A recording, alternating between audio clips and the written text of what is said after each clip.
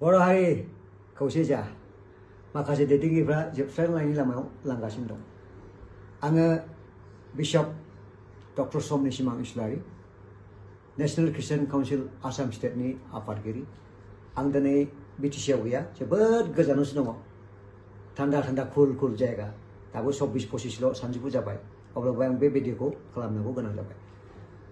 थांनाय बावैसो साननि सिगां जोंनि मेलेम भरा मिस्टार बिश्वजित दैमारिया जि स्टेटमेन्ट होदों, बेनि आङो 1 नाम्बार 2 नाम्बार 3 नाम्बार आं फिननाय होनो थांगासिनो दं।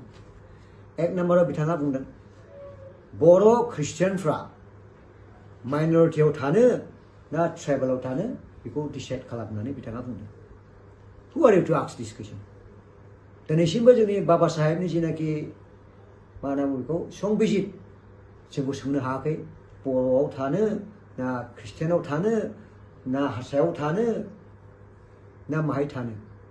दिनैसिमबो जोंनो फ्रिदम होगासिनो दङ मोजां मोननो थाखाय। आरो नोंथाङाथ' बर' नङाना, दाख्लै थांनाय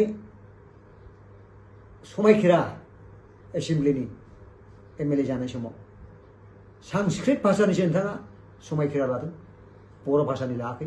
दा बे दिनै 110% सियर जाबाय नोंथाङा बर' नङा। दिनै जोंनि मोनखानाय बिटिसि थांनाय बाराव जेनाखि जोंनि बिदा गेदेर आदा लान्थामोना एग्रिमेन्ट एकर्ड खालामनानै सालायबोगासिनो दं, दाबो सालायगासिनो दङ। दिनै बे गासैबो बिटिसिआबो नोंथांनि बादिब्ला जेनेरेल जाहैसिगोन। मानो होनना बुङोब्ला जों ख्रिस्टियानफोरखौहाय माइनरिटि खालामब्ला STआ बेसेबां थाबावनो? जोंथ' बुंनाय नङा मालाबाबो जोंखौ STआव दोन बा जों STआव थागोन बा माइनरिटियाव थागोन होनना जों बुंनाय नङा। नाम्बार 2, बिथाङा बुंदों ओरैबो लायो ओरैबो लायो बर' ख्रिस्टियानफ्रा। आरो ट्राइबेलनि फेसिलिटिया बेसेबां दङ दिनै नोंथांमोन बादि खर' मेलेम गोबां मानसिफ्रानो दिनै होनो हायाखै। दस्राफ्रासो 80% 70% जागासिनो दं जोंनि प्रजेक्टफोरखौ, जोंनि थाखा फैसाफोरखौहाय। नों बादि सासे मेलेमजिबि मानसियानो बै थांनाय समाव 1968आव जोंनि बे दिसपुर ST खथाखौ जेनेरेल खालामनानै गालांदों, मेलेम बुरजा मानसिया जानानै। नाम्बार 3, नोंथाङा बुंदों एबाउट दा कनभार्सन। दिनै कनभार्सन होनना बुङोब्ला धोरोमखौ सोलायनायखौल' कनभार्सन होनना बुङा। नोंथाङा दे एसेमब्लियाव थायो, ACआव थायो, बेबो कनभार्सन। जुदि नोंथाङा जुदि कनभार्सन नङाब्ला बै हाग्राबारियाव औवा सिङाव थाहाय नोंथाङा सानजौफुआव दिनैथ' बिराद 40 जानो हागौ आसामाव, गोलोम बोथोराव नों दंफां सिङाव थाहाय कनभार्सनखौ जुदि नाङाब्ला। दिनै जों कनभार्ट खालामग्राखा ख्रिस्टियानफ्रा इन्डियाआवहाय सिगांहाय निउसपेपार खालामनो सोर खालामदों? पत्रिका बेंगलिनि दा स्टेटमेन्ट इंलिश सोर खालामा? जों खालामदों मिशनारि। दिनै नोंथाङा कनभार्सनखौ जुदि नाङाब्ला बेयाव मिडियाआव फैनानैबो नोंथाङा बुंनो नाङा मबाइलखौ सोर बानाया, मिडियाखौ सोर बानाया? AK-47 लानानै नोंथाङा दे बडिगार्डखौ लाहोयो बा सिकिउरिटि खालामहोयो, सोर बानाया AK-47खौ? गारिखौ सोर बानाया? फ्लाइटखौ सोर बानाया? गासैखौबो जेसेबांनाखि दङ जों दिनै मिशनारिफ्रा बानायग्रोनानै दस्राफ्रा सोलोंनानैसो दिनैहाय नोंथांमोना मोनदों। कनभार्सना हिन्दुनिफ्राय ख्रिस्टियान जानायखौल' बुङा। नोंथाङा आयेन खालामदों केबिनेटआव, बे जेबो नङा। Law is by the people, for the people, of the people.